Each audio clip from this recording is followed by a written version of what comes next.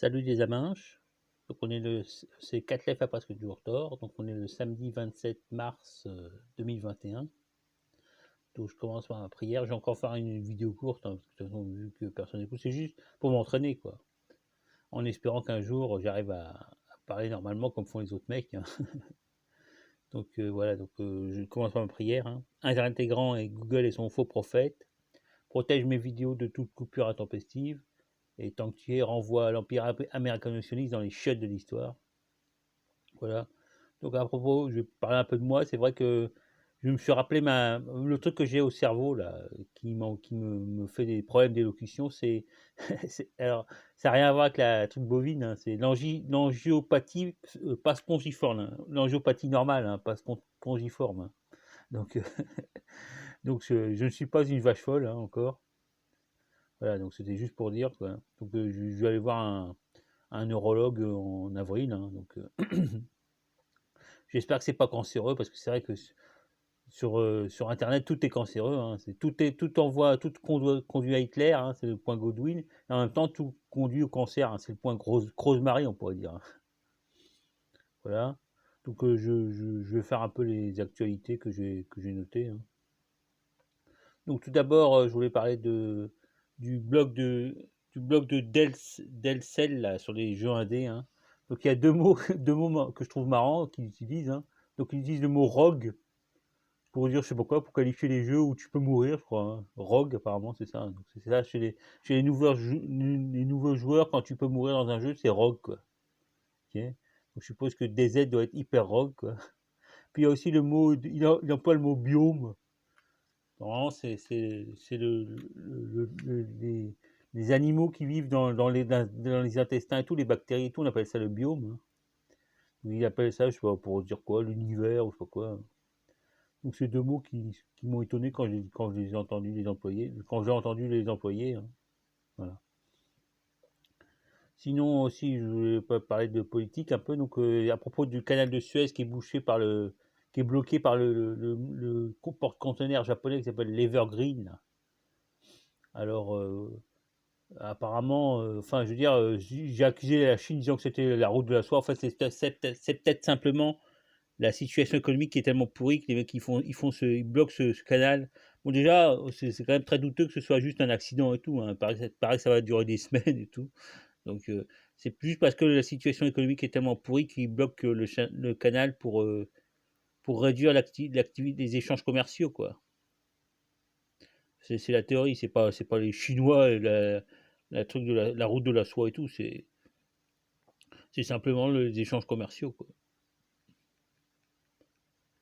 Ok, donc autre truc que j'avais dit que le ton à propos du Covid avait changé, hein. C'est pas que dans ER, c'est aussi, par exemple, faut regarder les commentaires de RT, sous les vidéos de RT qui parlent du Covid, hein. C'est à peu près toutes les trois quarts des vidéos, hein. Donc ça a changé aussi le ton, quoi. C'est devenu plus gentil, quoi. Comme s'ils avaient un peu pris en compte le fait que la maladie existe apparemment. Ou alors c'est de la censure de Google, je sais pas. Ça peut être tout, hein. Soit des cons qui sont devenus des QAnon là qui sont devenus un peu plus cool, ou alors c'est de la censure. Donc je sais pas. Enfin, je m'en fous d'un côté, hein. De toute façon, les QAnon, hein, laisse tomber, quoi. Les possédés les possédés de Trump là. Bon, donc sinon, je voulais dire aussi que j'avais écouté une vidéo de Tanguy Pastureau, là, qui fait une vidéo dans le midi là, sur France Inter. Donc hier, ou je sais pas quand, il a dit que pour lui, apparemment, il y avait la guerre du Golfe, la première avait fait la deuxième, celle de George Bush Jr. 2003, là, avait fait 130 000 morts, et la première 90 000 morts. Donc je sais pas d'où il sort les chiffres. Donc c'est vrai qu'il faudrait que je vérifie un peu, je vois un peu ce que dit Wikipédia et tout sur ces chiffres, hein. Je sais pas s'il y a des chiffres fiables. Là, donc angiopathie. Donc, autre truc, finalement, là, je vais pas faire longtemps, hein, c'est pas grave. Donc, j'ai écouté aussi des vidéos là de Lenoble, Pierre-Yves Lenoble, et aussi du truc la voix du phénix, hein. Donc Pierre-Yves Lenoble, il avait invité un autre mec et il parlait d'une théorie guénonique qui s'appelle la solidification du monde.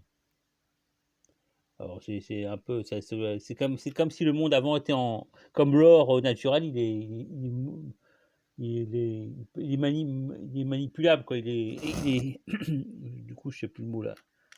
Donc on peut je trouve plus les mots bordel des merdes. Bon alors allez, donc on peut le modeler quoi. Donc c'est comme l'or ou le plomb, hein. Donc c'est pas dur quoi, c'est pas rigide. Donc ce serait l'idée que le monde avant dans l'âge d'or a été non solidifié, hein. Donc c'est pour ça qu'il y aurait des traces. Alors il parle de ça, des traces de roues qu'on trouve par exemple sur l'île de Malte et tout quoi. Donc a priori là, moi j'avais entendu que c'était sur l'île de Malte qu'il y a des énormes traces de roues. Donc c'était les mecs pour construire des mégalithes, ils traînaient des espèces de radeaux quoi, enfin de traîneaux quoi. Ils les traînaient et ça faisait ces énormes creux dans la roche. Bon lui, eux ils ont une interprétation comme quoi avant le monde n'était pas solide, du coup simplement faire passer un truc, ça recrée des énormes traces dans la terre, dans la pierre. Il y a aussi le coup des empreintes. Alors l'empreinte de d'Abraham et tout près de la Mecque, il paraît de ça là, donc je sais pas. Enfin, je sais pas, non. Je pense pas que c'est les empreintes de trucs et que le monde était mou avant, hein. Enfin, c'est vrai que le monde mou, ça fait penser à la chanson des VRP là. Nul à chier. Le monde est une énorme truc, une énorme merde, ceux qui se sentent mauvais, nul à chier, je suis nul à chier, ouais. Donc le monde est marron et tout mou, et pue, quoi. Donc c'est peut-être, j'espère que c'est pas ça, que c'est de l'or et que c'est pas de la merde, hein. Donc ça me faisait penser à ça, nul à chier, quoi. Bon, voilà. Autre truc, donc, deuxième et dernier truc, ça c'est la vidéo du gars là, de La Voix du Phénix. Donc, alors, ce mec là, La Voix du Phénix, donc autant le gars là, le noble, c'est un genre, il est anti-créationniste, il est créationniste et tout, autant le mec là, genre La Voix du Phénix, ça a l'air d'être un mec, un espèce d'anarcho-guénoniste, quoi. Genre, il y a un catogan et tout, genre avec sa tronche d'ardisson, là. Catogan, et puis en même temps, anarcho-guénoniste, en même temps, il est celtomane, quoi. Il adhère vachement au truc des Celtes, trucs comme ça, là. Il connaît toutes les. Donc pour lui, les Germains qui sont venus dégommer les Celtes en s'alliant avec César, hein, rappelons-le quand même. Donc c'est les frères des Celtes qui sont venus les libérer et tout. Donc ouais, bon, chacun sa théorie quoi. Enfin c'est vrai que d'un côté ils étaient proches, mais bon, quand tu massacres un mec, même si c'est ton pote, hein, même si c'est ton frère, tu le massacres. Quand tu le massacres, tu le massacres quoi. Voilà, donc bah, c'est ce que je voulais dire. Je crois que j'ai tout fait. Voilà, bah, le Phénix, alors Celtoman, anarcho-guénoniste, voilà, bon, c'est tout. Allez, salut les mecs.